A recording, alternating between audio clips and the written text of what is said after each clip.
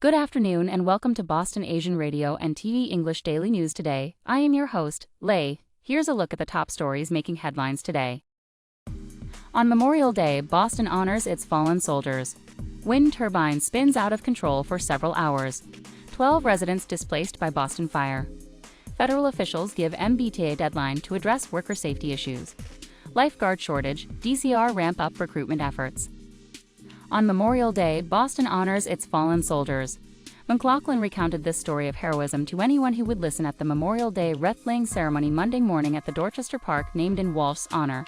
Mayor Michelle Wu and Veterans Services Commissioner Robert Santiago joined a small group of spectators in remembering Walsh, who posthumously received the Medal of Honor for his actions at Iwo Jima, one of the bloodiest battles in Marine Corps history.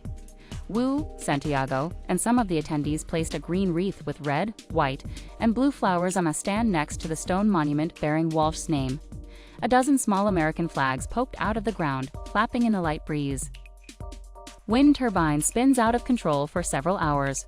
A 100-foot wind turbine on Deer Island spun out of control for several hours Monday after high winds broke its braking mechanism, officials said. Around 10 a.m., the Massachusetts Water Resources Authority was notified by a passerby that one of two turbines near the Deer Island wastewater treatment plant had something hanging from one of the blades, according to a statement from the agency. Although it's too soon to speculate on what happened, it appears that this morning strong winds broke the braking mechanism and the turbine began to free spin, the statement said. The second turbine has been shut off as a precaution, officials said. Public access in the area of the machines remains temporarily closed out of an abundance of caution. There are no operational issues associated with this and no damage has been done to the facility, the agency said. 12 residents displaced by Boston fire. Boston firefighters rescued 2 residents from a heady fire late Sunday night, before the firefighters quickly knocked down the Dorchester blaze. 12 residents have been displaced following the 2-alarm blaze at 309 Adams Street, and one of the residents was transported to a hospital by Boston EMS. At around midnight, firefighters responded to the heady fire on the 3rd floor of the 3-family building.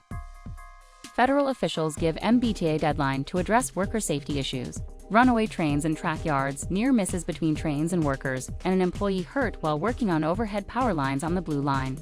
Federal officials say the MBTA has to address worker safety issues and do it fast within the next 2 months. We don't need band-aids, we need the thing done safely for the people doing the work and the people who have to rely on these things every day, said Brett Nichols, who rides the MBTA. They say a plan submitted by the MBTA earlier this month needs to be redone immediately because it includes fixes not scheduled to be complete until late this year or next year. Federal officials say worker safety needs to be addressed within the next 60 days and longer-term actions can come later. If they can't come up with a plan and comply with the federal requirements, officials say they won't allow workers onto the tracks. Lifeguard shortage, DCR ramp up recruitment efforts.